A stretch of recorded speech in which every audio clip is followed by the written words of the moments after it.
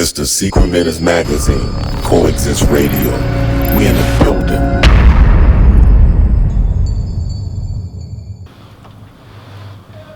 Yeah, I'm excited about this.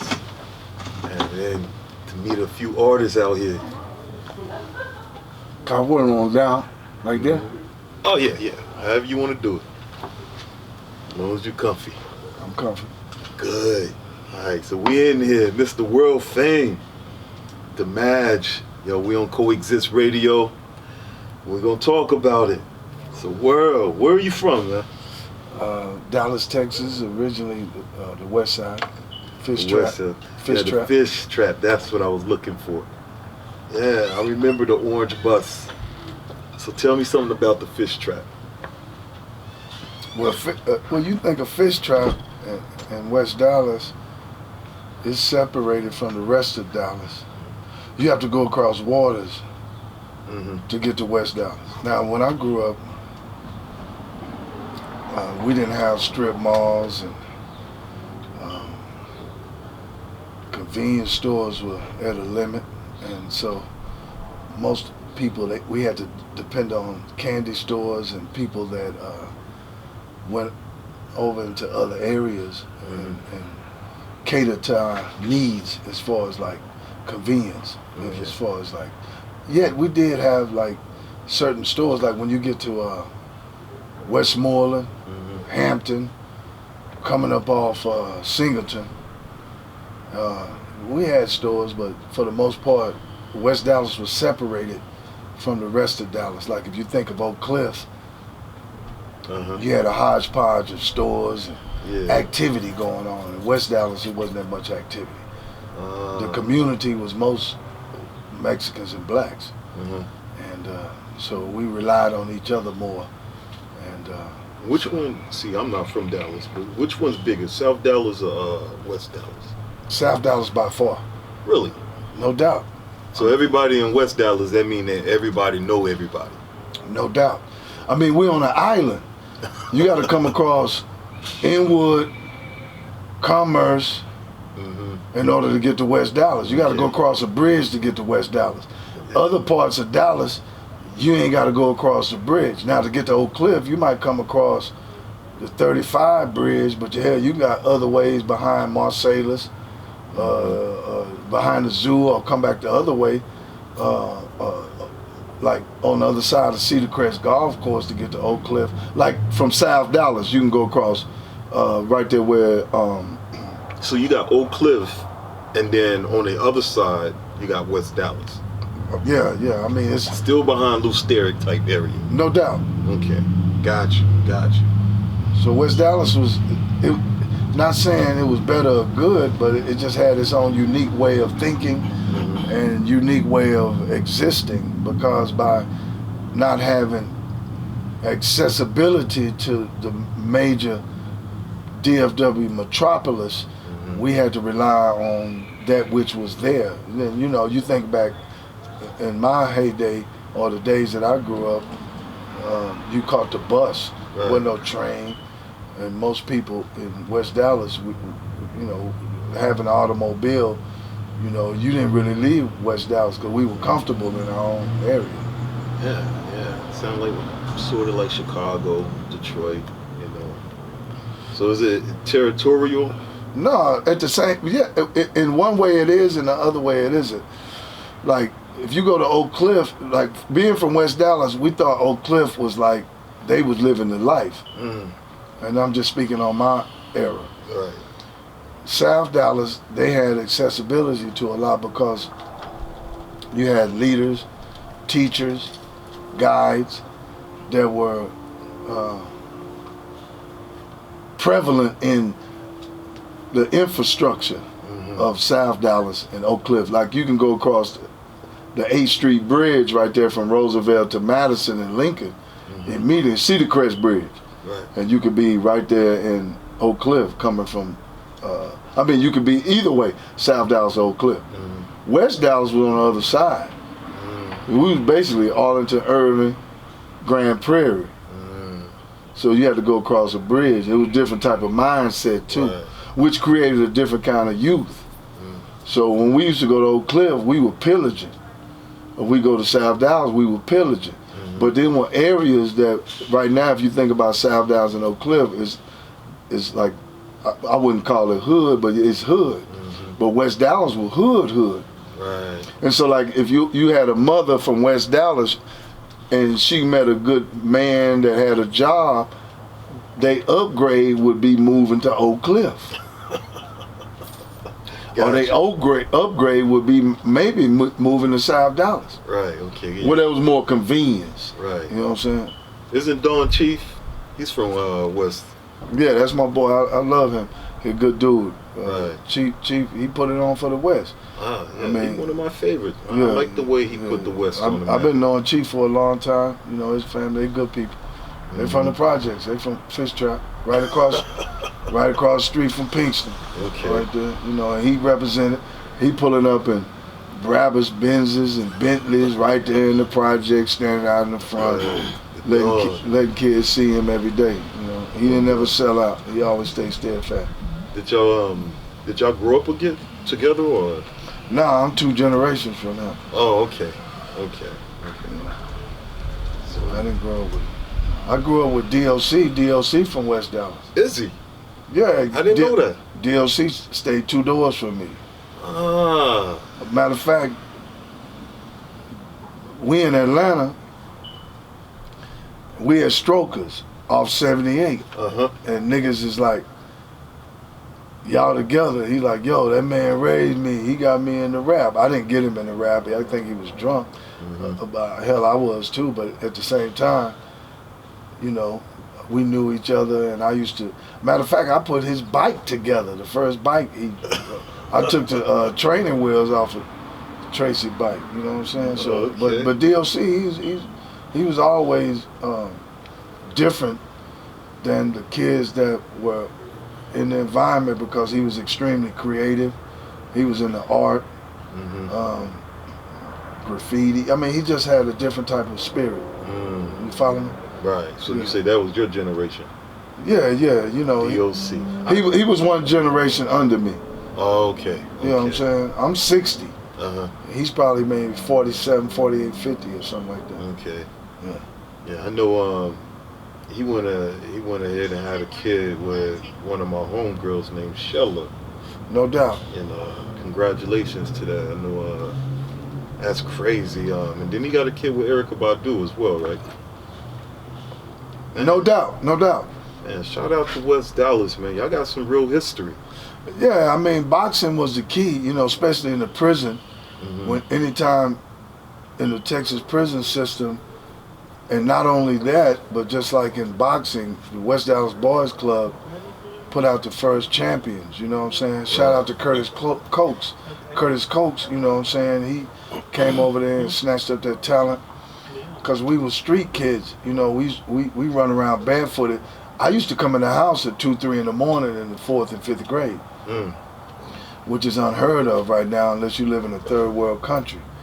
So, you know, for the most part, we were vigilantes as youth because we didn't have no social structure when it came to parenting. The parents were good.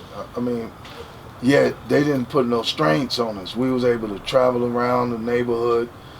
If your ass did something, you know, the next door neighbor slap the shit out of you and pull out a belt and beat your ass back to the house. So we just had a certain infrastructure that was community, you know what I'm saying? And everybody knew each other. So, you know what I'm saying? Yeah, so tell me a little bit about your upbringing. Well, my mom, she from Bonton, which is South Dallas. Okay. And so you got ties in South Dallas. I mean, South Dallas made me too, you know, because my mom, she met a nigga and he had a job and we moved to South Dallas.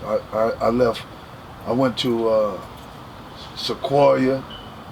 I was on my way to fucking Thomas Edison and we moved to South Dallas. How's your education? I mean, because I heard that you was a highly intelligent dude. I don't think I'm intelligent. I think I'm a determined person. I'm more determined than intelligent. I'm determined. Okay. Because I always wanted to like be some shit. I ain't never just think about whether I was smart or nothing, because I think when you try to be smart, you try to compete. Right. I just wanted to I wanted to win. I always had a gut feeling to dominate people, because I ain't never had no motherfucker there for me. There wasn't nobody there really, as far as like support growing up. So you didn't have a father? Yeah. Nah, I ain't never had no dad. My mom wasn't there either. So, you know, my mom, she, you know, I love my mother, but she never was there. She was too young to understand motherhood. She was only 14 when she, you know, she had me at 15, but, you know, the body, the nigga, he banged her at 14 and I came out at 15. Hey, I got a similar story. So, you know, I ain't really had no mother or father relationship. Just, I mean, my life, it's complicated. It ain't even complicated, it was just fucked up. You know, I mean, in my life being fucked up, it's so many people like fucked up. You ain't got to be black in the hood. You could be a suburban motherfucker living in a mansion and be fucked up. It's based on, dysfunction is based on the environment and the parentage. Right. And so you can have parentage and still be just as fucked up. And so I think a gift for me was that I didn't have parents. By me not having parents was a gift, because I was able to make my own decisions. Right. I don't blame no parents as me being fucked up. I think that inevitably it was up to me making the decision to make the right decisions. Yet the point I'm making is that parenting and motherhood and fatherhood wasn't there. And as far as going off to college, I would have never went to college. I only went to college to play basketball. I was an athlete, you know what I'm saying? I was in the 4th grade playing on the 6th grade team. What schools did you play for? Like I said, I was at Sequoia. Then I ended up going to Harry Stone in Oak Cliff. Okay. And then I ended up going to Zumwalt, J.N. Irvin. I left J.N. Irvin and ended up going to Roosevelt. And so that's why I went to college out of Roosevelt. So at your age, questions that I would like to know is like Dallas history as far as like JFK, you know, how hip hop, who were some of the first hip hop people that you know coming up out? Was it it couldn't have been Mr. Curry. I mean, it was a lot of men. Doc. I mean, DLC, he came through, you know, but I'm saying it was like, what's the brother? I forgot his name. He had the '1 hit. He kind of went through a couple of personal. Nemesis, right? Well, Nemesis and I mean, the 89.9 was before 90 whatever. I forgot. It was 89. It was I forgot those dudes that I can't remember their name right now, but it was all the 89.3. They used to play all the local music. Okay, they was over on San Jacinto, and I can't remember their name, but a lot of guys, you know, they were putting Dallas on, but nobody really promoted Dallas music. You know what I'm saying? Like Houston, they promoted themselves. Austin, San Antonio, everybody promoted, but Dallas program directors didn't really give the Dallas artists a lot of opportunity. So you know what I'm saying. I forgot this guy. I can't think of his. He used to always. Damn, I can't remember them dudes' name, man. My brain is just fucked up right now.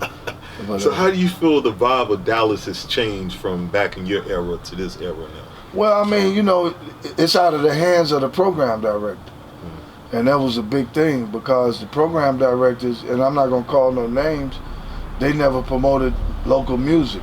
Like when I went to Little Rock with Grifter, we got on rotation in 1 day. I'm in Birmingham, we in rotation in 2 days. I'm in Pine Bluff. I'm in New Orleans, we on rotation in 2 days. I mean, I'm in Detroit, rotation in 3 days. No payola, just because they like the songs. I mean, Miami, Chicago, and New York, they played our song 5 times in a row. Let's get into that. How did Grifter come about? I never wanted to be in the record business.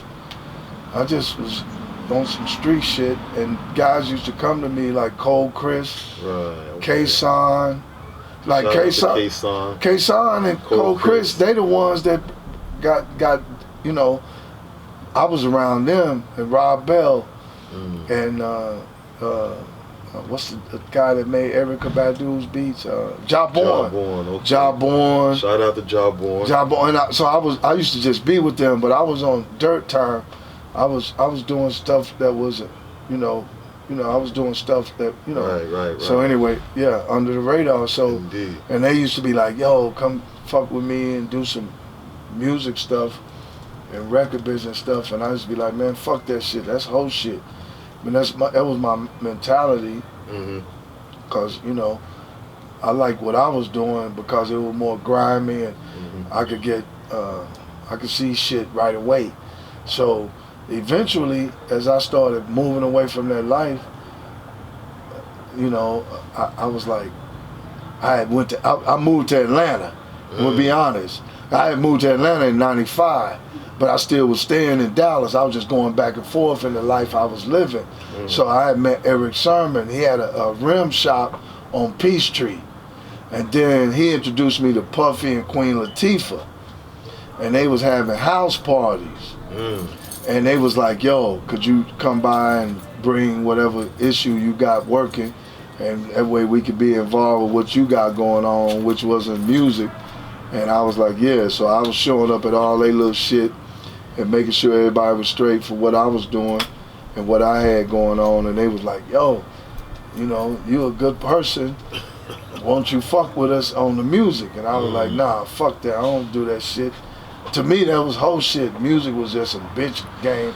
I'd rather do what I was doing, which was, some street stuff. What does Grifter stands for?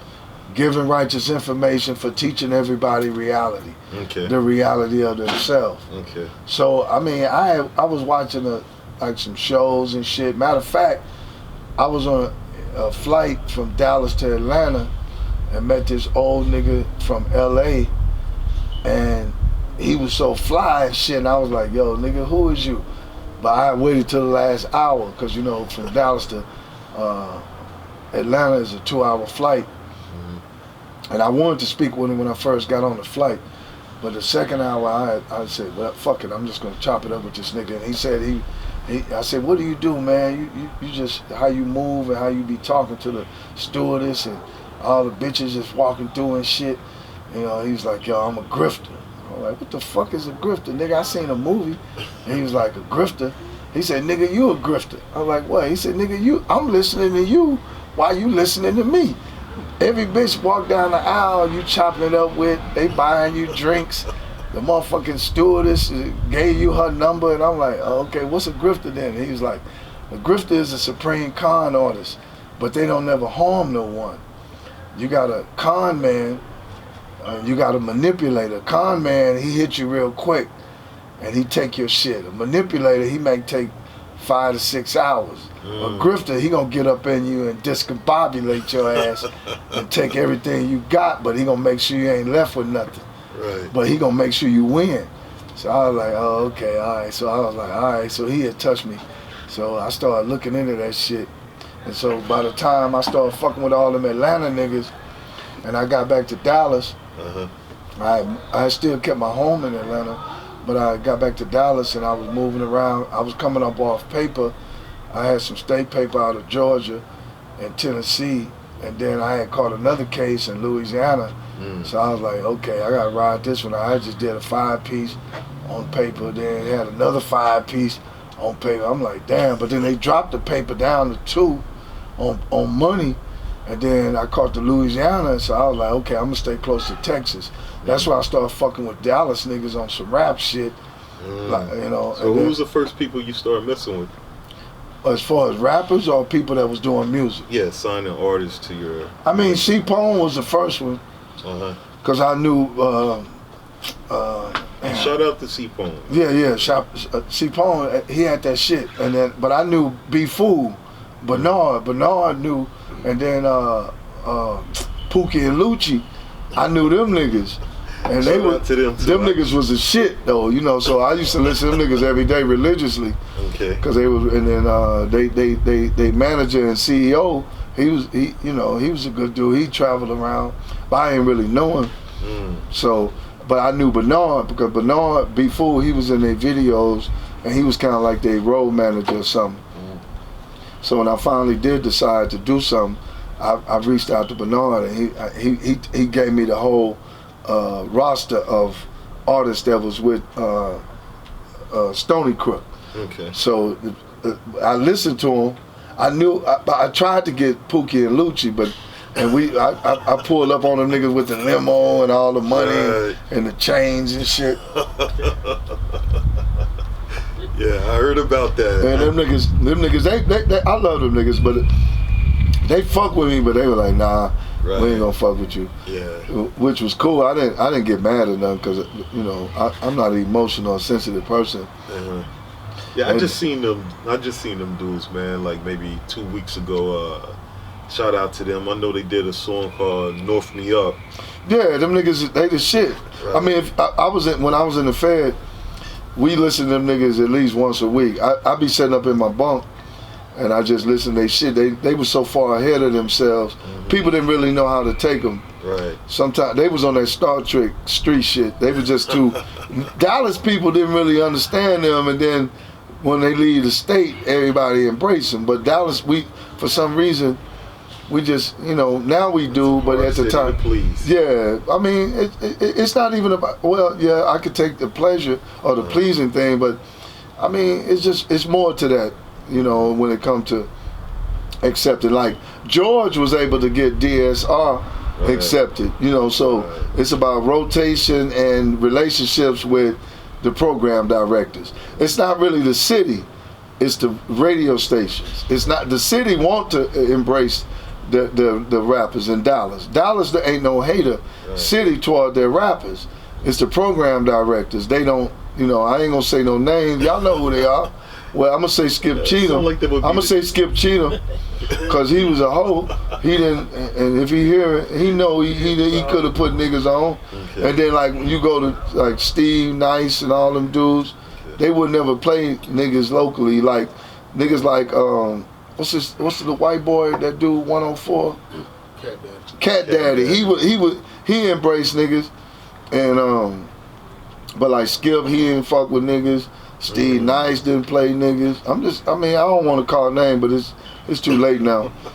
I ain't in my feelings, but I'm just, sometimes you gotta call it like it is. So what's in the makings right now as far as Grifters go?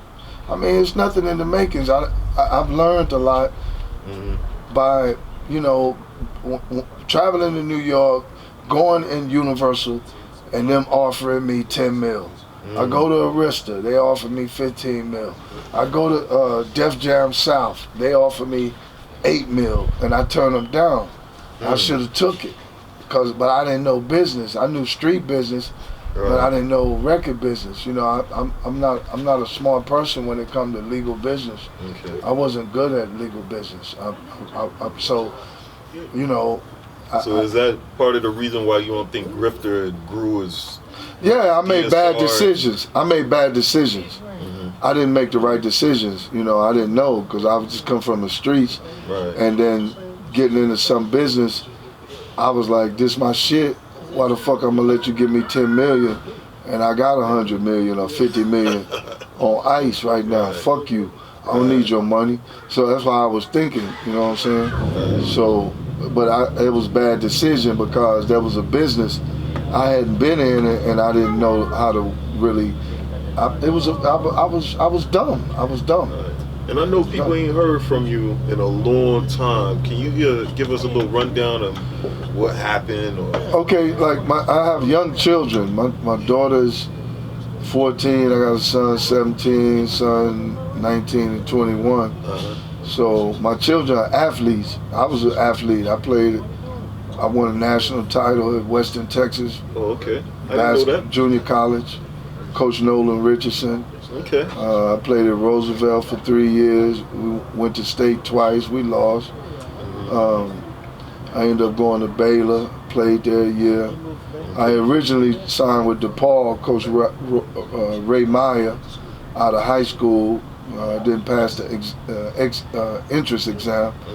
You know, so by not having parenting, guidance, and leadership and mentor, I was making bad decisions. I had an attitude.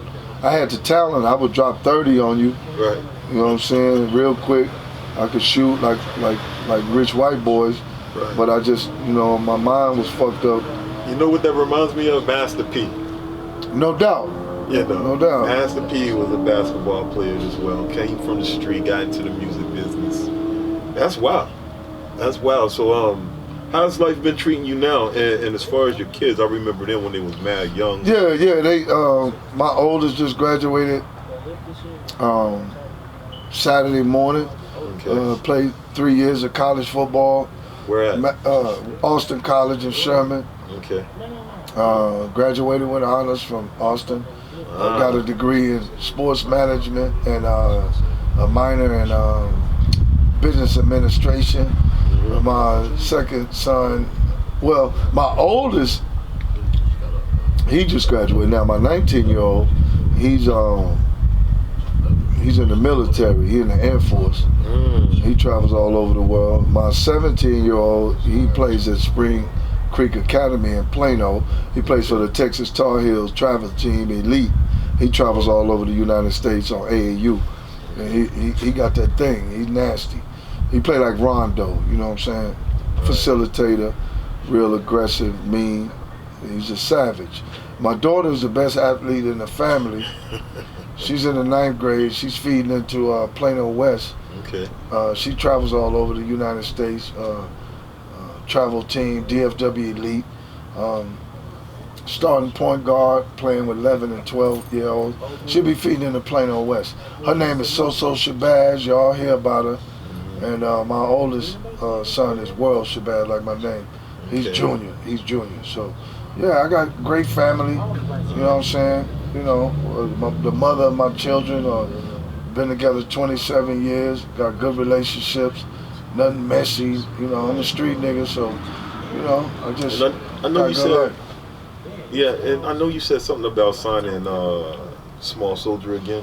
Yeah, I mean, we never departed from each other, so right. I mean, I said sign, but I took it back. I was like, well, we just gonna fuck with him, you know. Right. We got J.O. the Mayo, right? J.O. the Mayo, you know, Northside Kingpin.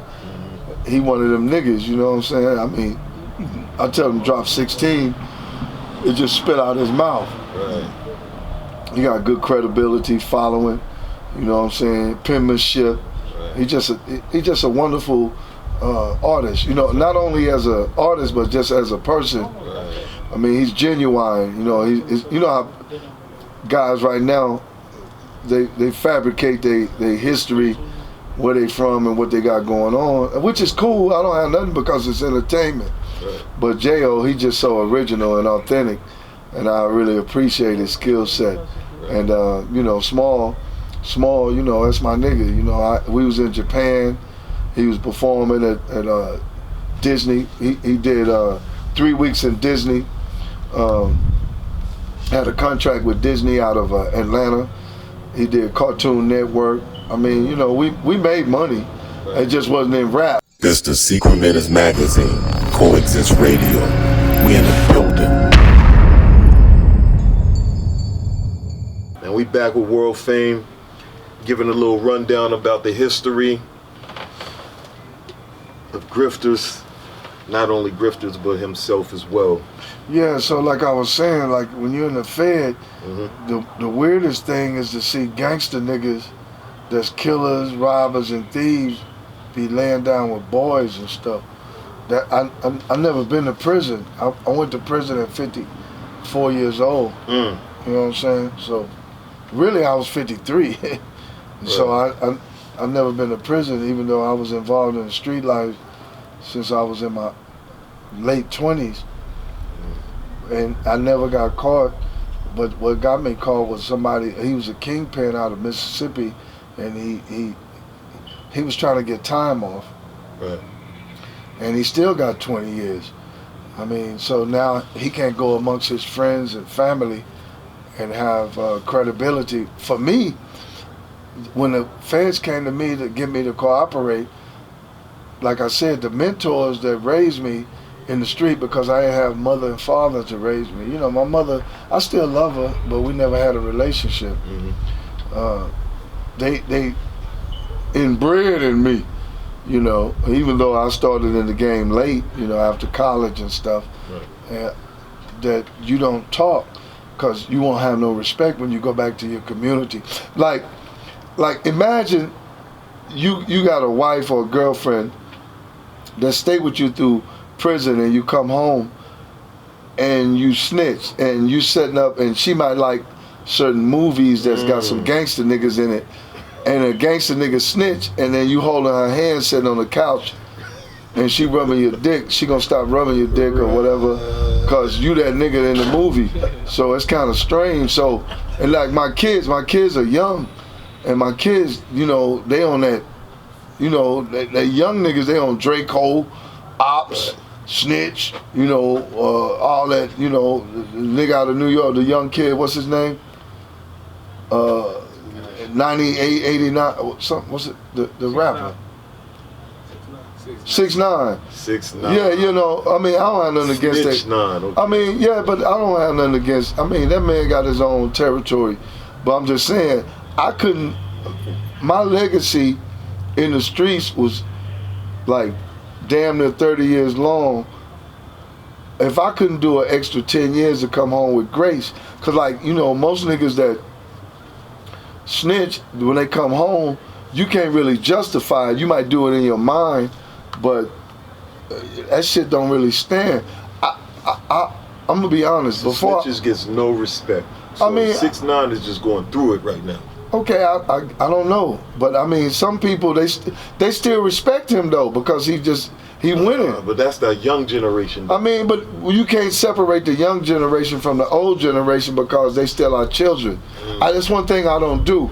I got homeboys that's 19, 20, 21, 22. Matter of fact, I fuck with niggas under 35 more than I do with niggas over 35. Got you. I identify with young killers and thugs. Maybe I was ahead of my time. So, you know what I'm saying? I believe in shooting niggas and fucking niggas up if they deserve it. Now, they getting out of hand, but I mean, you can't really control society because God is the greater grace. The point I was trying to make was this. When you're doing something, you're not the steadfast motive or the underlying factor to the thing that's going on. Right. Time determines that. So, you know, no matter what a person think or feel, you ain't in control of that situation. You know, history prevails itself based on time. So, you know, 10 years from now, everything will be looked at different. Today, it's looked at in one microcosm. Right. So, you know, who has the wisdom to see the future? There are those that do, yet everybody held accountable for their actions. Right. So, you know, in the street genre, when you go to the 70s, the heroin and the gangsters back in the day, now things are the same. I mean, it's just that what happens is guys my age down to 45, they always say these youngsters. I don't say these youngsters. They my kids. Right. I embrace these kids. No doubt. All the kids that are, I mean, all black kids from 1 to, to my age are my babies. So I don't separate them from me because they're making decisions that's different than the ones that I made.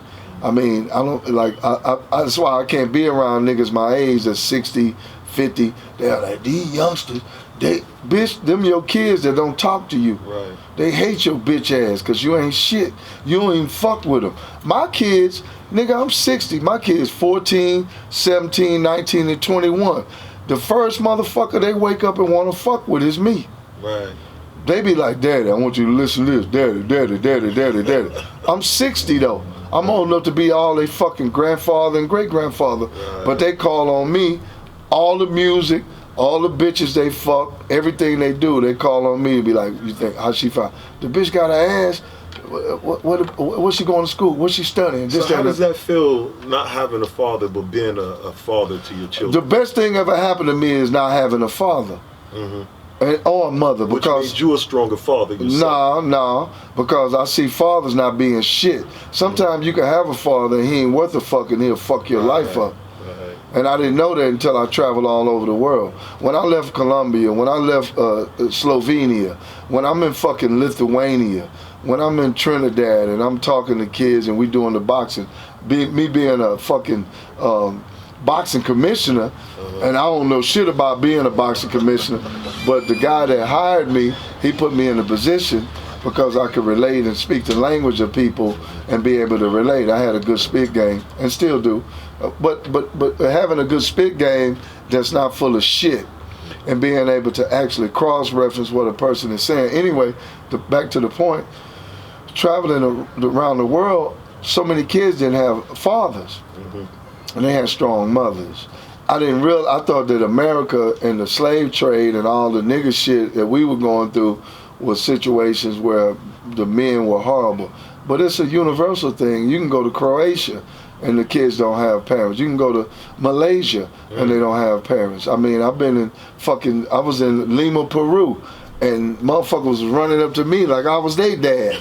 You know what I'm saying? I'm like, where your father? They were like, they didn't understand what I was saying. So I went and got a translator to say, and they was like, what? They still didn't understand with a translator. So, I mean, it's not an American thing not having a father. It's a global thing. Men have tapped out. Men have tapped out. It's not, everybody want to say black kids don't have daddies. Nigga, nobody got a daddy. Quit blaming black American niggas and the slave trade and shit, nigga. You got motherfucker without the slave trade ain't there for their kid. Black men are the strongest daddies. Even not in their absence, the kids still want to see them. When you travel outside America, they daddies there and they hate their ass. So what did your kids think of you when you first got out? I mean, I'm Superman in the motherfucker because when I went in, I came out the same way. When my kids used to visit me, they used to tell me, how do you ain't changed. You know, I was the same way. Age, nothing. Yeah, I was the same. When they visit me, I was happier than them, you know. So, I mean, I owe that to Elijah Muhammad, Minister Farrakhan, Nation of Islam, Jomo Kenyatta, Patrice Lumumba, Odinga Ojinga, Chiang Kai-shek, Mao Zedong, Ho Chi Minh, Jordan Peterson. How long you been in Islam? My stepfather come from Flint, Michigan. And Michigan. He brought that shit down there to their house. My mom, she hated me because the guy that put me in her, my mom treated me like shit from day one. I mean, I tell her like it is. She hated my ass. But the dude, he loved me. And he brought Islam in the house. My stepdaddy, Robert Hughes, and Robert X. He brought Islam to my house. I was like 6 years old, and I remember because I didn't have no teeth, and they was under a pillow, and they said some bitch was gonna bring me some money or something, and so that's why I knew that nigga, he was there, and then the bitch never showed up, but he was under my pillow, putting $1. I was like, nigga, you ain't no white bitch. But he always fucked with me though. Robert Hughes, you know, Robert X. So that nigga, he brought Islam. We used to watch Muhammad Ali fights. And we grew up with that shit. And my mom didn't want me to be Islam, so he changed my name and shit. My name, you know, was, you know, he changed my name and made me Shabazz. Yeah. So I was like, you know what I'm saying, I fucked with that nigga. He was good. Like me and him, we were real close and stuff. But my mom, she always hated me because the nigga raped her and put me in her, and she couldn't abort me. She tried to, but the abortion, she went to Parkland Hospital and tried to abort me, and the people said that she would probably die in the abortion proceeds because she tried to do abortion before she got to the hospital. And so I got born anyway, and I came out looking like a white baby, and the bitch hated me. My mama. But I love my mama. I remember you telling me that story. I love my mama though, still, you know. I'm glad you said that too. I still love my mama, nigga. I don't talk to, she don't fuck with me because I don't fuck with her either. But if she need me, I'll be there. No doubt. So no yeah, doubt. my mama. That's my mama. Shout out to moms. Moms, yeah, but the pain. Right. It's the pain. You know, and like you said earlier, you know, when parents start off at such a young age, you know, they don't know how to be a parent. The bitch was 14, dog. Right. The nigga fucked her. She was on the car line over on in South Dallas. She met the nigga. He was in the Air Force coming in from Grand Prairie. She was over there. The car line. Niggas know about the car line that's from Dallas. And she fucked the nigga in the car and I came. So she tried to get me out of her. But right. I came. God like wanted me here. And I've been a blessing to my mother. I always took care of her, done everything she had. She just don't want to. I be asking her questions, so she ain't fuck with me in 20 years. Do you have brothers and sisters?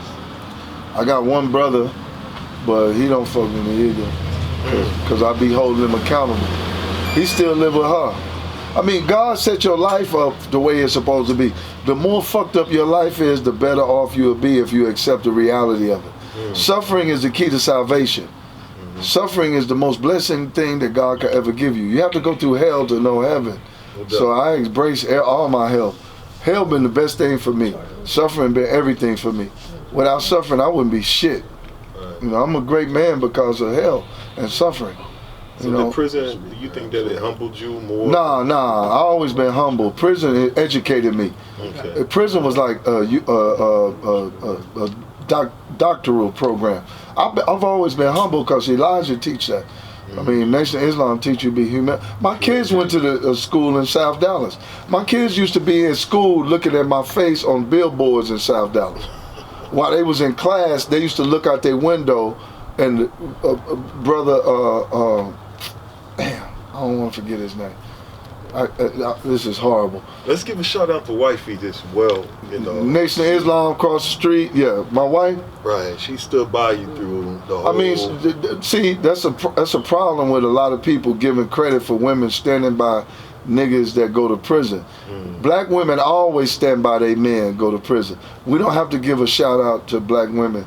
I think that's something that's overrated. Black women always do. The black man that's in prison stand by his woman when he come out.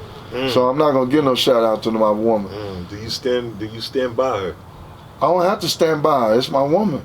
It's just natural. When you start standing by, now you're making a scapegoat reference. What made you realize you love wifey? The children. Well, she chose me, and then I chose her. So you know what I'm saying? It's like I knew I could have had college president bitches.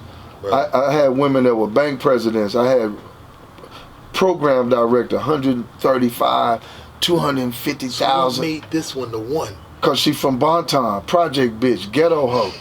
Bitch, you can eat off the floor at my house. That shit clean. Right. The motherfucker just a ghetto ass baby. Goddamn, y'all ass motherfucker, this, that. Right. You know, I mean, like Big Mama now. So she just a ghetto clean.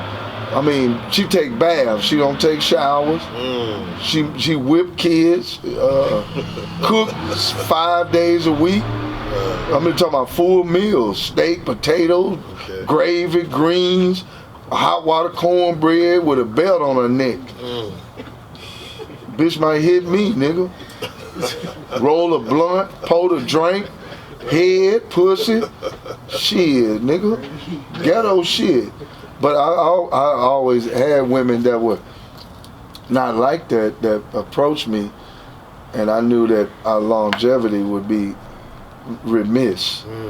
It wasn't gonna last because I'm fucked up. I'm fucked up. I got issues. I'm a street nigga. I know I'm articulate and extremely intelligent. I took the Rand McNally IQ test and I made 1100 on the 1200. And then I took the Pew Research IQ test and I made a 15 on a 1550. So I know that my intellect is ridiculous, but I got a lot of pain and I got mental issues, Tell us something that we don't know. Something that, you know, about yourself that we don't know. I'm really transparent, so I always I cry a lot. Right. I mean, niggas be like, damn, that nigga about to cry. The killer about to cry. Right. I'm emotional. I mean, it's nothing, I don't never hide nothing. I mean, people just know me. I'm real transparent. No So doubt. I mean, if somebody, okay, I had two. Well, I can come. I've been arrested for murder twice, and I beat the case. I had a kidnapping case. I beat it. That's probably something. But Wow, I never knew that. Never knew so that. that's what I'm saying. So Yeah. I beat the cases. So you know what I'm saying. I ain't killing men, but by being in them environments and being violent, people will put a jacket on you if you over there acting a damn fool. And I wasn't thinking in my right mind. I was just gunslinging, and I always never mess with good people. The men I was shooting at were bad people, and they ended up dying, and they blamed me. But I ain't never good people. I'm a hoe for. If you a good person, I'm your hoe. I'll do anything for you. But if you bad, I'm a demon fighter. I'm gonna try to slay your bitch ass. If you mean to people, I just got something in my nature about bad people. Like if you coming in the name of God, or you on a good, you man, I got you, my nigga. Nah. But then you be mean later. I'm the person that back in, not now, but like when I was young, I would go visit you in a certain way. Right. And I had certain skill set because I studied the CIA. I was always a book nerd. I live at the library. I used to read all these books on how to do covert operations, and I used to read COINTELPRO, how the FBI and the CIA used to go into the black neighborhoods and do bad stuff to niggas. And so I used that same skill set toward niggas that became as the young niggas say, ops. We call them enemies when I grew up, and I come visit your ass like at 3 in the morning and be in your living room. And I used to be a bad person to bad people, but never bad to good people. Well, let me tell a story about World. I can say this is about 12 years ago. That stuck with me, and what that was is Little D had bought me a chain, and what it was, it had a cross, and I was so offended by it, and I didn't know how to take it. And World came to me and told me, he's like, man, Jesus was the first Muslim man that walked the planet Earth, and he was righteous, he loved God, so he wasn't a Christian, and that stayed with me. Even though I didn't keep the cross, I traded it in, and I got this tiger on it. You know what I'm saying? True indeed. But that was something that stuck to me. That's some story I wanted to tell about World. I got tons of them, but that's one of the stories that stuck with me. World was like my father as far as like growing up as an artist, wanting to be somebody, and he didn't shy away from telling me about, hey, follow your dream, do what you got to do, So shout out to my man Noah as well. Noah the Flood. If it wasn't for Noah, I wouldn't know World Fame, But I definitely wanted to bring that. I enjoy this conversation. I still want to know more about you, but I think we already have spent like at least a good 45 minutes so far. True indeed. I've enjoyed myself. I've always been a fan of yours. When I went to Michigan, you had told me to go visit your family. I didn't know I was going to a crack house.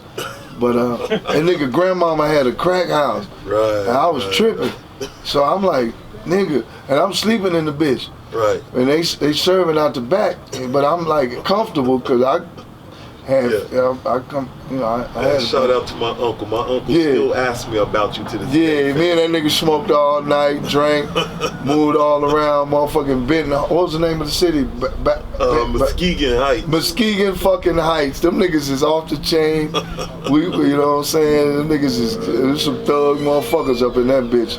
I mean, when the granny co-signed and all the kids, and the shit was like a corporation, you know what I'm saying? And wasn't nobody playing no game. Even the police was going down the street and just like, that wouldn't even stop. So it was like, I respect you. Yeah. When I got back, I told you that I think your sister was up there, was she?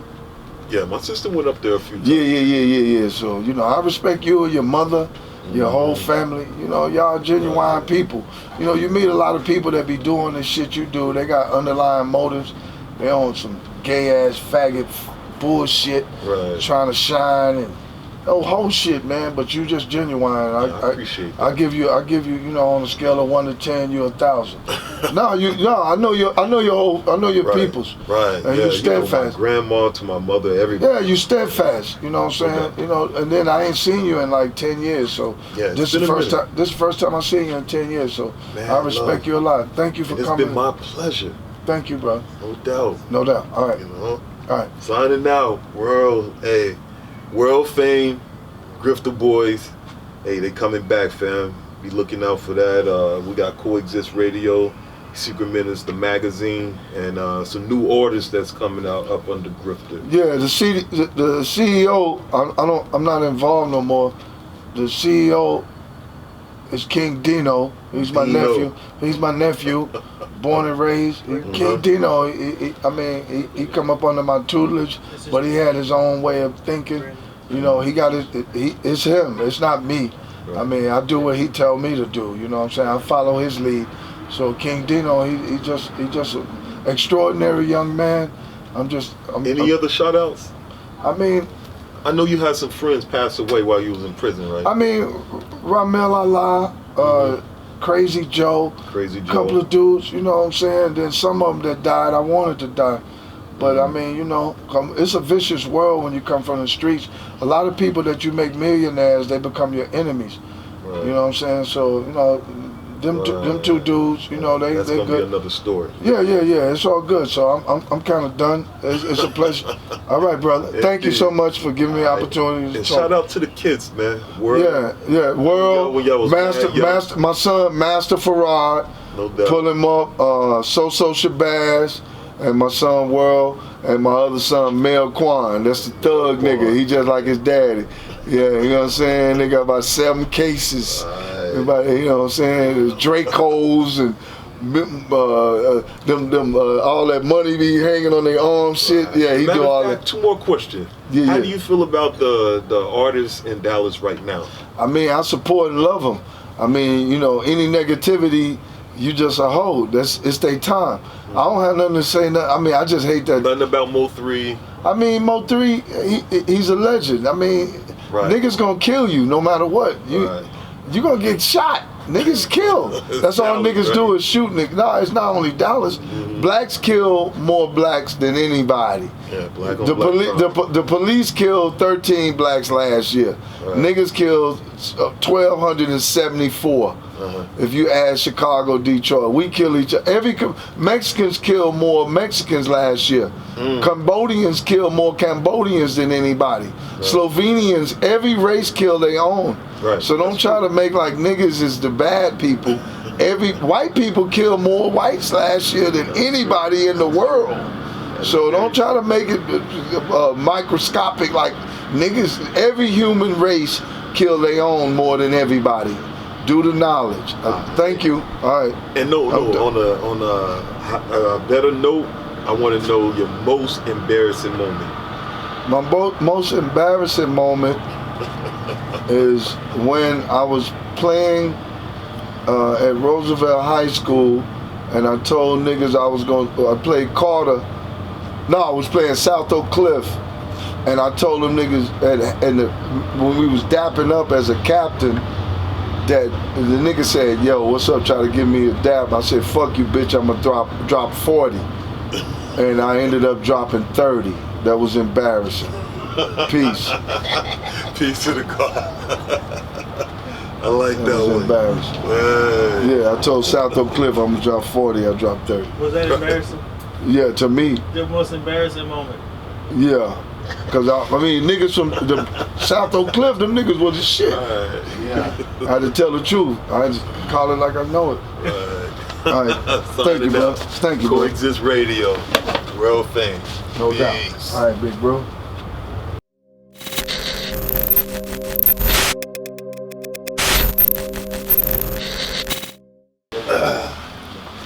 That when you would call that nigga out, you be like,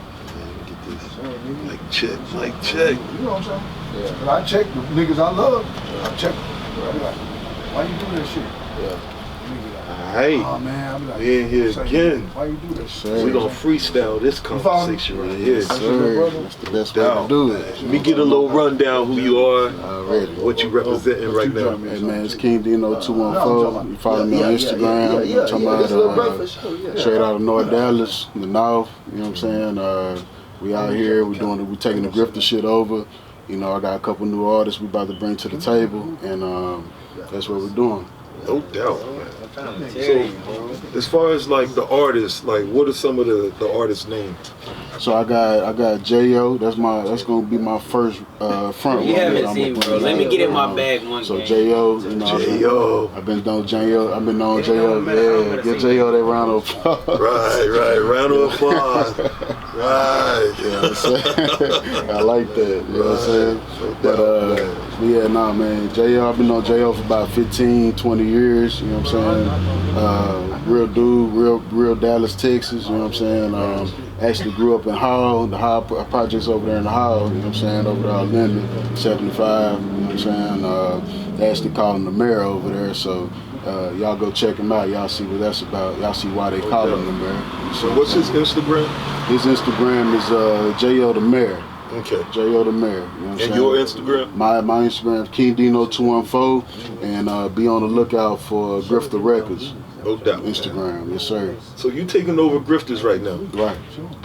And how you feel about the younger generation right here in Dallas? You know, younger generation stance, you know, it's kind of different from back in the day.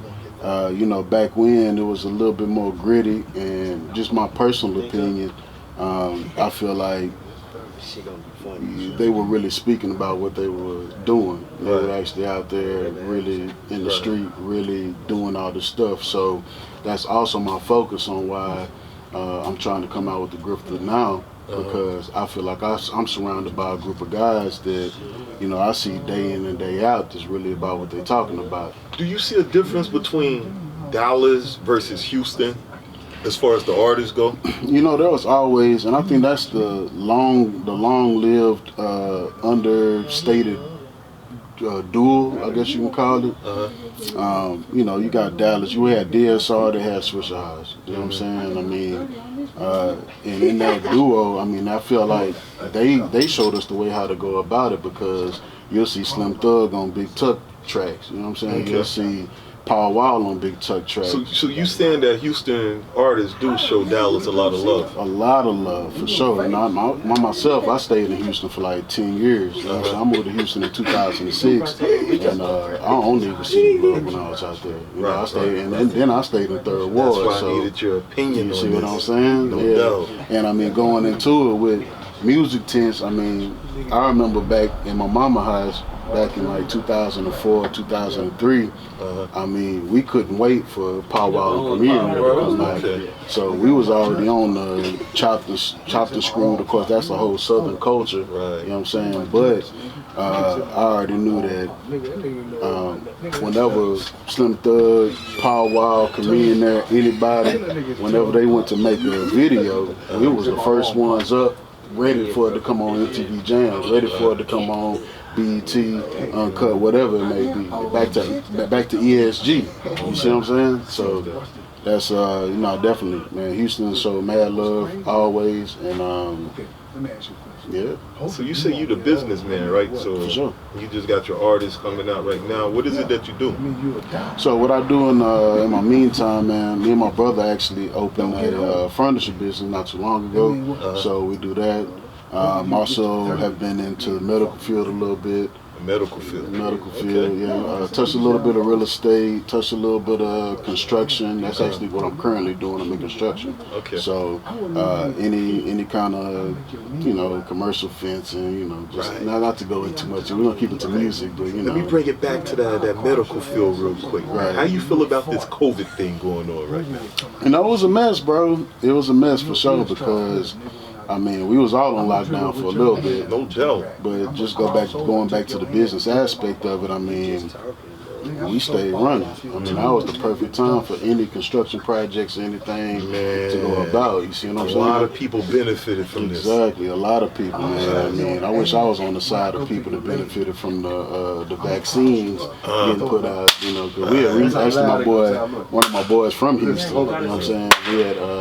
We had spoke about the Moderna vaccine before they had even really dropped it. You see what I'm saying? So I was wishing, I should have bought some stocks in that, and we would have been on right now. You see what I'm saying? Some stock. That's what's hot right now. Straight up. The stock market. And the Bitcoin too. What? Bitcoin, Come on, man. Yeah, put your money up, man. Straight up. Straight up. So yeah, man, it's good to hear that the younger generation is into that, because I know you were what age around? Man, when World and them was doing their thing, man, shit, we was probably about 8, 9 years old. 9 years you know, and of course I seen them, you know, growing up throughout, you know, the whole time.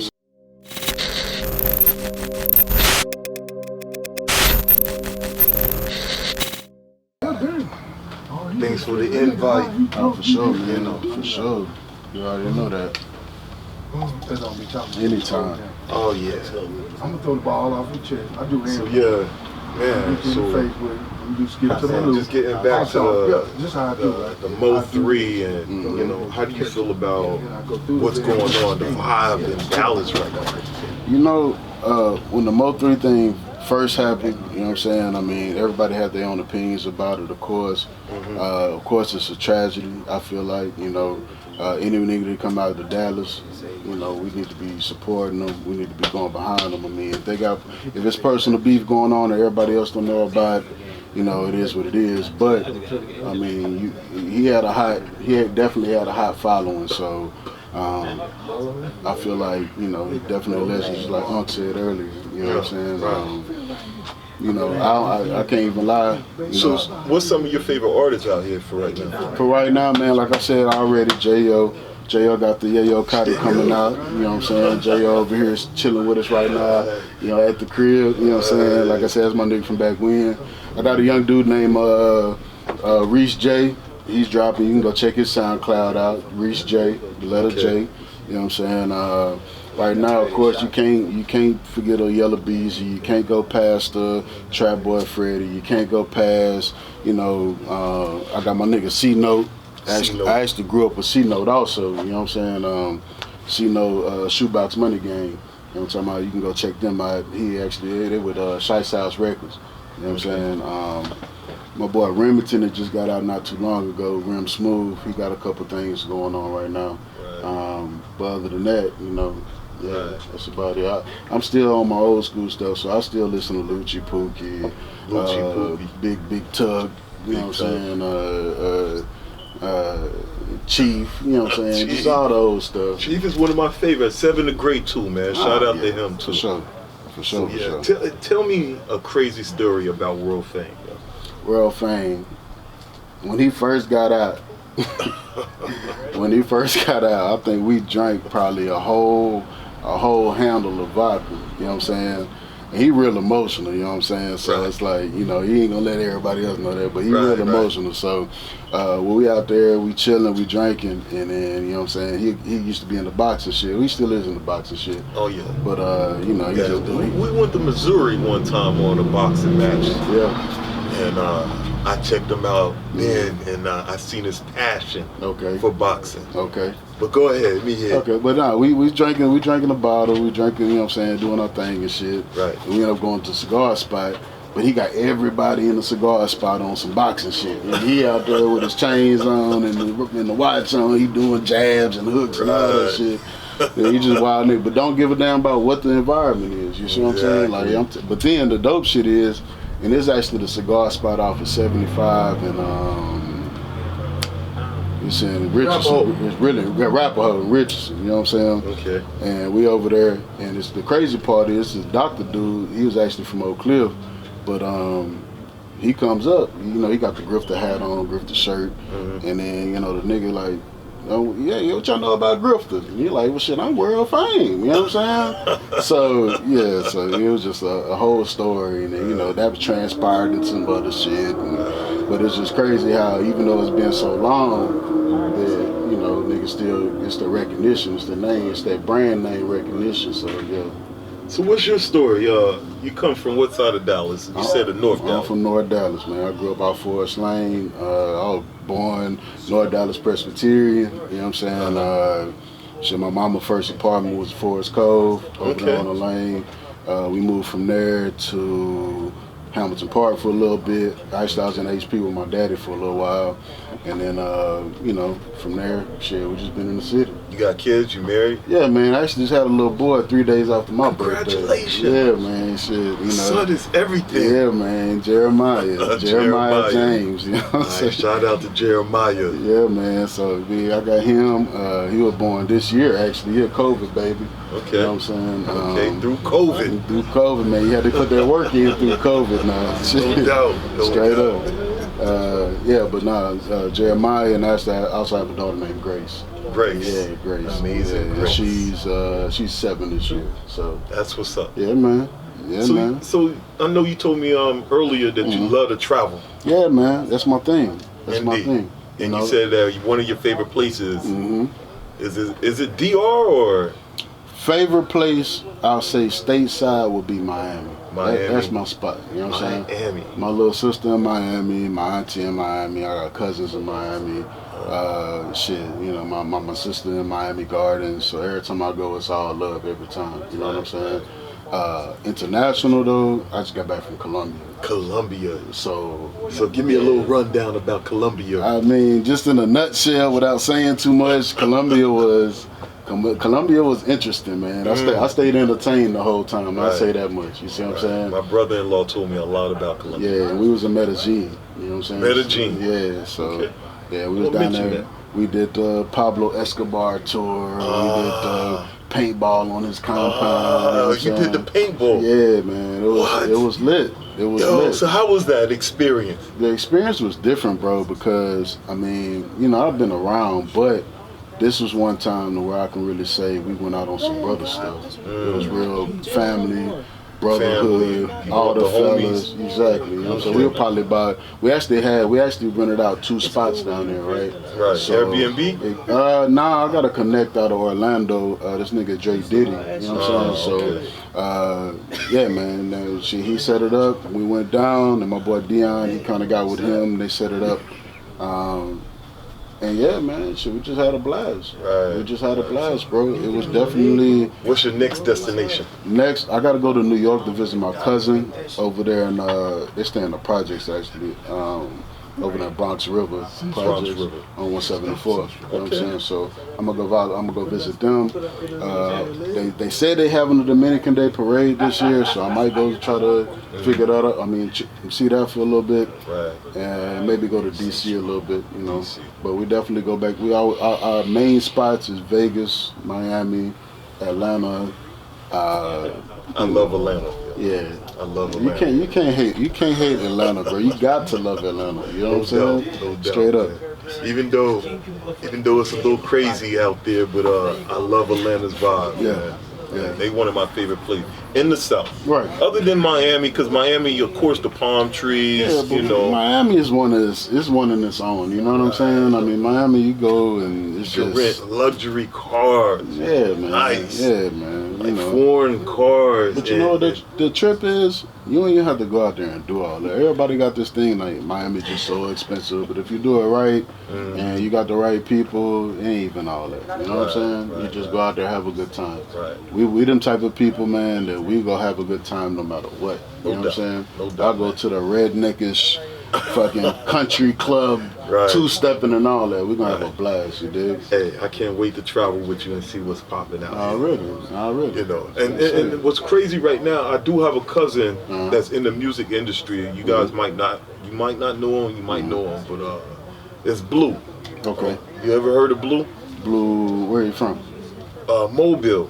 Mobile, Alabama? Exactly. Okay. You know, I got some connects in Birmingham. You know what I'm saying? So I'm pretty sure them cats know about him. Oh yeah. sure, for And sure.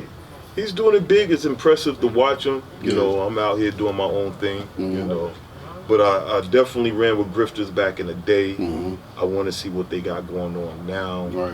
you know, and what you guys are going to put together, man. Yeah, I'm man. very interested. Yeah, for sure, And man. I want you to hold it down. Oh, we holding it down, man. Y'all gonna start seeing the stickers all over town again.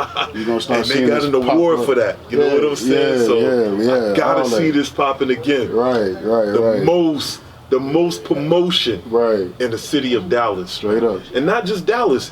If you ever watched the Roots video, I don't remember the name, but it's the one that they shot in Houston. Okay. Now in that video, they have a Grifter sticker in No the shit. background. No shit. I ain't even seen that before. No Damn. shit, fam. That what's up. That's my word. That what's up, man. Word, man. Yeah. So yeah, give me a little story that somebody don't know about you. About me, I mean, I'm pretty transparent. So,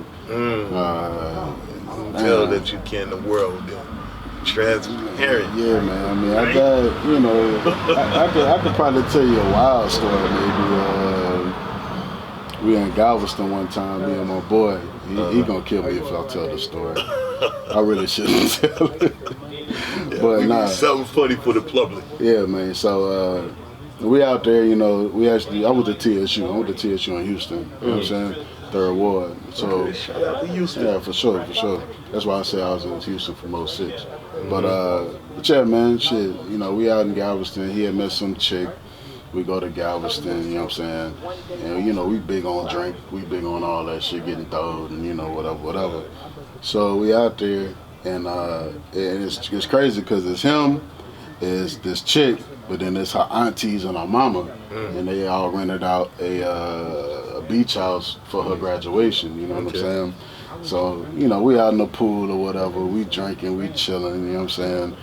Anyway, this nigga just go left and just get super throwed, super fucked up, off his ass, just drunk. You know what I'm saying? He falling over, he this and that.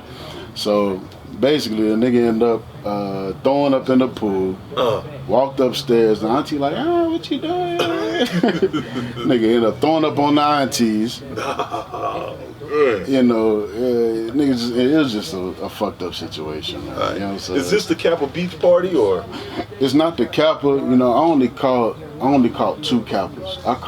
I think. Oh, so you caught at least 2 I of them. caught 2 of them. I caught the 05. No, I caught the 06 Kappa. And I think they stopped in 07. You see what I'm saying?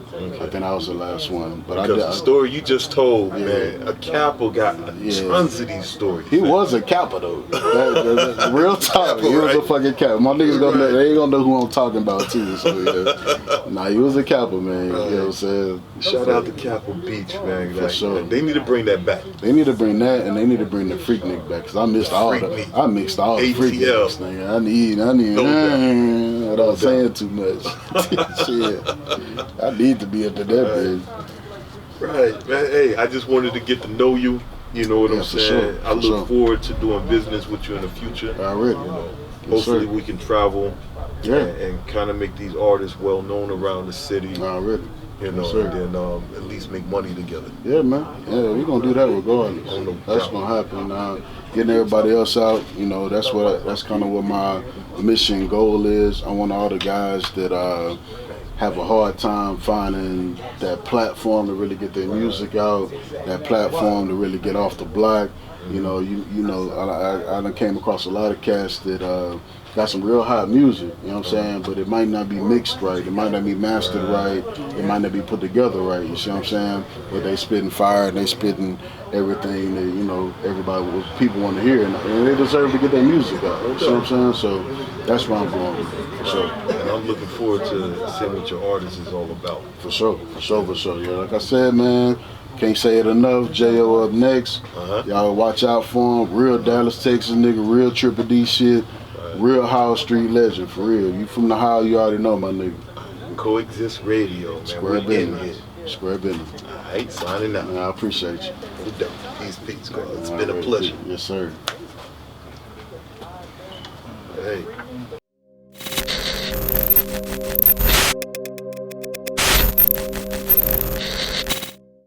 J.O.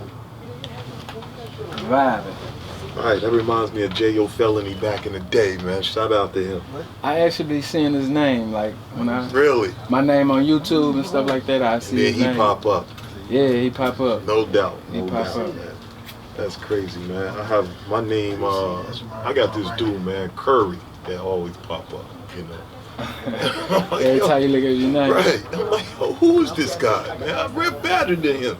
But yeah, hey, welcome to Coexist Radio, and I want to get to know you. You know what I'm saying? So if you can state your name, where you from, and what you trying to get to in life. Well, people gonna know me by J.O. the Mayor, but I really be going by my name, Joshua too. You know what I'm saying? I like for people to know my name, like my real name. Joshua. Yeah. Yeah, man. You know what? I've always thought about putting my real name out there as far as the rap artists like Keith Murray. You know, people that actually use their real name. Right. You know. Yeah. It was something I thought about, but I just didn't want to go with it. I really want to. Love the alias too, though. Yeah, I really want to do something like, you know, T.I. versus T.I.P. I'm like one of them people I feel like I got alternate ego, so you never would know what you're gonna get at me. So sometimes, you know what I'm saying, it's J.O. the Mayo. Then I like this character called Naruto Kati, cause I mean not Naruto Kati, but his name Naruto, cause he's so brave. You know what I'm saying, and he would whatever. You know what I'm saying. So I got that. Naruto Kati, you know what I'm saying? Naruto. Yeah, and then you know, I like to educate myself, so I got another one, Illuminati J.O. I feel like Illuminati. yeah, but it ain't nothing with the Illuminati. It's just a little something. You know what I'm saying? Right. Yeah, it sounds like them college words back in the day that they love to use. Illuminati. Yeah. Armageddon. Yeah. Right. It's just something to grab your attention. No doubt. Like, who is this dude? Yeah. So give me a little rundown about like your style and some of the artists you look up to. So my style, man, I say I'm more versatile. So I like artists like Lil Wayne. You know how he can cross over, he can do whatever he want. Then you got artists like Future, you know, who can just do anything. They can get on the track and they can bring so many things, so many levels. You know what I'm saying? So many styles. You know what I'm saying? But one of my favorite artists is just Jay-Z, and that's just because of the message. You know what I'm saying? Just because of the message. You know what I'm saying? But if I had to say like just artists, I say like Lil Wayne, because it's so many styles he can come with. Right, that's true. That's true. And he don't shy away from that at all. He don't shy away from it. You know what I'm saying? That's kind of a scary thing to do, like to just come up with a song and like, I wonder if people gonna dig this. And you know what's a crazy story about Lil Wayne, man? I never liked him back in the Hot Boy days. I couldn't stand him. But when he broke away from that and he became himself, I was tripping on the bars that he was spitting. Nah, I used to see interviews with Birdman. He was always himself, but you gotta think about it. When we got Lil Wayne, he was like 13. Right. So like you judging a adolescent compared to these grown men. I was all for Juvenile and BG. They grown men. You get what I'm saying? They didn't experience life, and then here go this child rapping just like them. No doubt. Man. So man, shout out to Lil Wayne, fam. I listen to him now. You know. Yeah, still. So that's longevity. No doubt. And so in your generation, for you to say that name, it makes me respect him a little bit more. Yeah. You know what I'm saying? That the younger generation really like this dude, man. How do you compare him to Drake? Man, I really don't even like doing the comparisons like that. So which one do you think is like? I mean, cause you gotta credit Wayne, cause I feel like most artists' style come from him. Like even the harmonizing and the singing. You know what I'm saying? Even though I feel like they come from Houston, Big Mo and them, but Wayne made it popular when he used to come through and remix the songs from Houston. You get what I'm saying? So yeah, man, I feel like he the GOAT in just that sense. How he was able to take hip hop and just. How long you been doing this music? Man, I've been doing this since I was a child, just rapping and stuff. I remember my auntie used to just give me papers, just like write me a rap, and I just write it like 5 or 6. Okay. And just do it, you know what I'm saying? Then high school, middle school, all my friends, peers, they used to just put me on the spot, just like Fame do. Freestyle right now, 16. Yeah. Right, and I know your guy was telling me you was a freestyler. Yeah, and you gotta be ready. So. You know what I'm saying? I can't wait to hear you. Yeah, man. So give me a rundown. So like like the scars on your arm, fam. Tell me something about that. Oh man, these scars, man, they mean a lot. I got a lot of scars, but yeah, man, like I was one of them kids, you know what I'm saying? Just like Faye, that's why I think me and him, relate so much. I'm from the North Projects. Okay. And it's a lot of me being from a North Projects is a lot of things I wasn't supposed to do. You get what I'm saying? Like I graduated high school, raised by my grandma. You know what I'm saying? And I took myself Raised by your grandma, no mom, no father. I know I got my mom. They were very much in my life, but okay. My grandma just raised. I was raised in her house. You know what I'm saying? But my mom and my daddy, they was there. You know what I'm saying? They couldn't get me. Shout out to grandmas that raised the grandchildren. Yeah. That has an effect on them. Yeah, she took that responsibility. That's dope, man. I like that story. Yeah, so, you know what I'm saying? Just that, being alone, not being raised by my mama and my daddy, then going to college. I ain't graduate, but just going to Texas Tech, you know what I'm saying? Being from the projects, using my brain, not athleticism, and going to school. Okay, so you was into sports? In high school, I went. What school did you go to? I went to North Dallas High School. Okay. Yeah, but anyway, when I went to college, this how I ended up, having a wreck coming back home. Car wreck or? Car wreck. Okay. I was, how you take like 6 hours away. I always want to come home, visit friends, want to go back to the streets, see what they doing. No doubt. And just learn from that experience. I had to experience the hard way, but. Yeah, hey. The hard way, the easy way, definitely learn something from it. You learn. You live and you learn, for real. So I see you got the Mickey Mouse shirt on. Oh yeah, man, I just seen that at the store.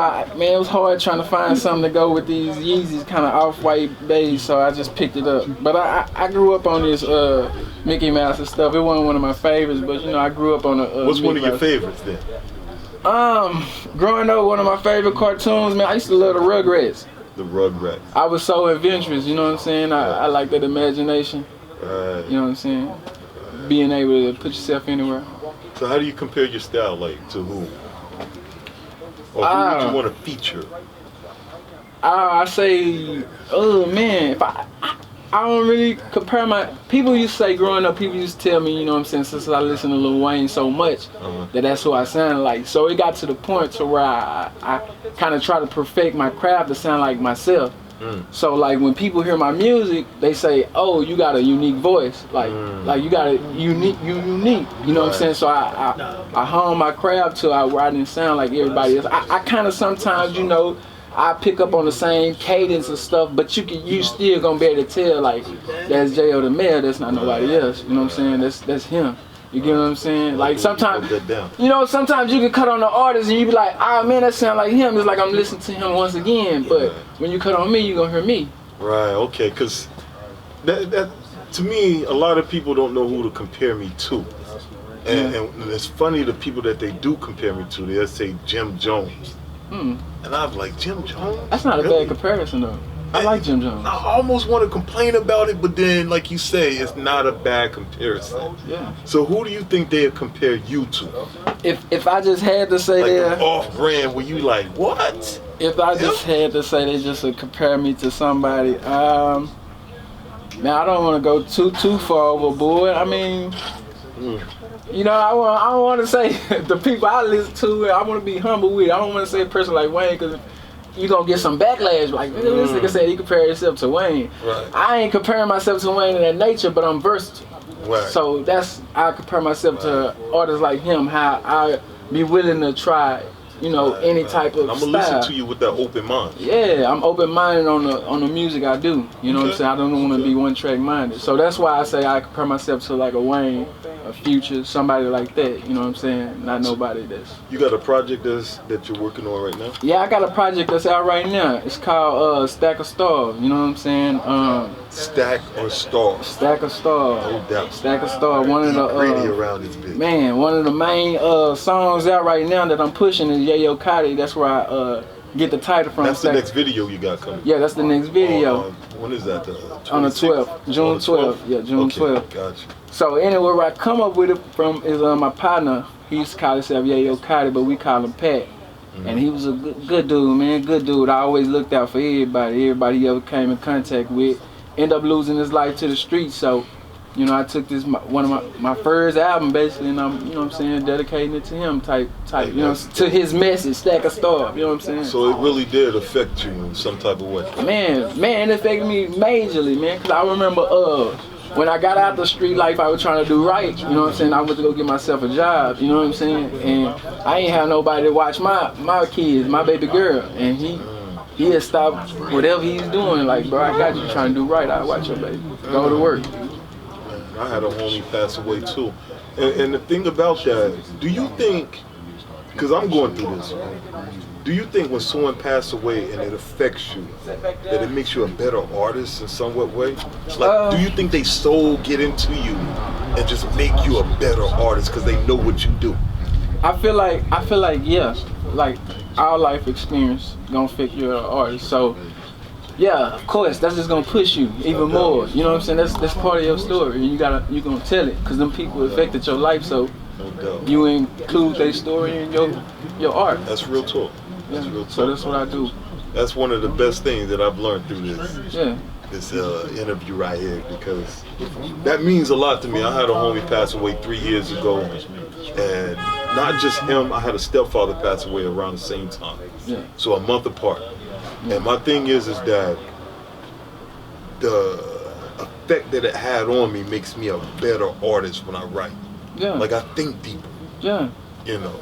That's experience. Exactly. And just experience, period. So what song did you put out after his death? This is the first one, actually. This is the first song I'm putting out. Just and you gonna do the video. The video. And the whole album's dedicated to him. Is dedicated. I'm some Stack of Star. That was his motto. Stack of Star, man. Stack of Star. You know, he said this. This is what I remember about Stack of Star. Made it the title of your album. Made it the title of my album, man. Got you. That's real talk. Okay, it was Stack of Star on his end. It has a meaning. Man, it got a meaning. Me and Yayo, as I'm gonna call him, me and Pat, I'm gonna call him by his name, me and Pat, I came in the game kind of first, you get what I'm saying? So I introduced him to a lot of shit he knew, you get what I'm saying? So, and we went through it together. So it was already special from that moment. Like even in my raps, you know what I'm saying? I would tell him it was 100 from Virginia, you know what I'm saying? When we had a little block on Virginia, it was 100 then. Did he rap too, or did he just support you? Nah, he just supported, man. Major supporter. He supported me in anything I wanted to do. Wow, and it's crazy because my homeboy did the same thing. Yeah, anything I wanted to do, man. Right. He was there. So, and then that's what I'm saying. For him, it was like the whole hood was affected. You know what I'm saying? Mm-hmm. Like we all was affected. Like he was a big part of the North Project. Right. How old was he? He was saying, man, he was a year younger than me. You know what I'm saying? When he died, he was like 29. 29. Yeah. 29, 28 probably, yeah. He left kids behind? Nah, he ain't leave no kids behind. Well, shout out to my man. He left my baby girl behind. That was his baby girl. So yeah. Real talk. He got pictures with her. Like he's like, yeah, that was his baby girl. Cool. His baby. Right. Yeah. So yeah. So you say North Dallas is the place, is your upbringing. Yeah, I'm from Howard Street. No, I also got ties in Oak Cliff too. Most of my mama's side, they from Village Oaks. So it was from North Dallas to Village Oaks. Are you a Dallas Cowboy fan? Yeah, man. No doubt. Yeah, man. You know it. Man. Right. Dallas Cowboy, Dallas Mavericks, everything Dallas. Right. I like LeBron, but if he had to play the Mavericks today, I'm gonna have to go with Dallas. Right. Now, give me a bad experience you had here in Dallas, and give me a good one, so it ain't bad vibes around here. A bad experience I had in Dallas. I mean, the worst experience I probably have in Dallas is just I'm born here, I'm raised here, just the situations I'm around. You get what I'm saying? Just the shit I done seen, like the people that done left my life. You get what I'm saying? That's the worst thing that ever happened to me in Dallas. Like other than that, I like so my grandma. What's the good that you got out of Dallas? Dallas raised me, and that's who I am today because of Dallas. Like everything, I pay homage to Dallas. Like I love my city a whole bunch. I love to Dallas. So I ain't got really too much bad to say about Dallas. You know what I'm saying? But besides what the streets done them, you know what I'm saying? On some notion. What is your opinion about the music scene as far as out here in Dallas? Like, what's your opinion about Mo3 and Man, Yellow Boy B. I just feel like the whole thing was crazy, and I think that just kind of, you know, we had to take a back step, like take a step back. You from the north? Yeah, so we took a step back. You know what I'm saying? But I feel like Dallas like one of them crab in the bucket type. You know what I'm saying? Cities. We ain't like Atlanta. We ain't like New York. No. You know what I'm saying? Like we ain't like that. But if we could get you don't like know that, what type of artist you gonna get out of Dallas? yeah, when you do get an artist out of Dallas, like we need to support them more instead of with the beef. You know what I'm saying? Right. Like Dallas we don't support our own artists. But what's so crazy, you get a lot of artists outside of Dallas say we one of the best cities to come to for as far as support. You get what I'm saying? Like Jeezy and Boosie, they love Dallas. Right. But we don't get the same. I think Mo3 was the first ones to get like that respect in his city like that. You know what I'm saying? I can respect that. And then, So what do you think the outcome of Dallas is going to be within the next 5 years as far as the hip hop? You think the artists are going to come together? Or? Yeah, I see it. Dallas growing. We growing. Like I said, that's what happened with Mo3 was just like, you know what I'm saying, step back, but we growing, you know what I'm saying? We bounce back from that. We just got to keep on pushing the new talent and just keep finding new artists, you know what I'm saying? And supporting each other, you know what I'm saying? Any shout outs to anyone out here or? I give a shout out to my boy D Gully. He just came out with something, man. I fuck with D Gully. Shout out to everybody. Shout out to Trap Boy. Shout out to Mo3, Yellow B. Shout out, you know what I'm saying? Love on my end. Howard Street is love on Howard Street, and we ain't got no beef with nobody. You know what I'm talking about? We working. We about business. That's what I say. I'm business minded, so I ain't into the other small stuff. Let's get on the feature. Let's make money together. That's how I see it. Oh yeah, hell yeah! I can't wait to hear you. Check you out. Travel the world. You know what I'm saying? Yeah. Hey, putting Dallas on the map. You got Secret Minutes magazine. You got Coexist Radio, and we chilling, fam.